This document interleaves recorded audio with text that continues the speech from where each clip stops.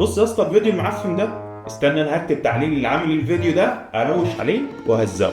يا ابني ما هو انت كده هتخلي الفيديو يتشاف لي نصب.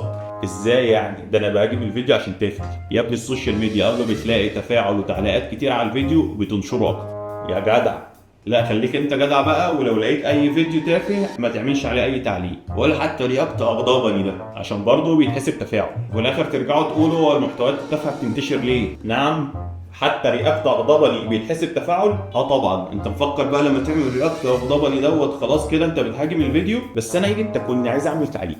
اه انت مش ايدك اللي بتاكلك بقى، دماغك اللي بتاكلك. انت عايز تعمل تعليق عشان ناس كتير تقعد تعمل لك عليه لايك ويقولوا ياه شوف صاحب التعليق العميق اللوزان الخزعبلي ده، وبعدين نص تعليقاتك اصلا بتبقى سارقهم من تعليقات ناس تانية، ما فرقتش حاجه عن اللي عامل الفيديو يعني.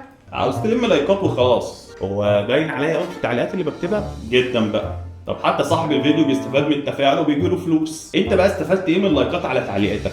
يعني انا لو عملت تعليق او رياكت حتى اغضبني كده يخلي الفيديو ينتشر؟ بالظبط كده. لا بس انا عايز اكتب تعليق.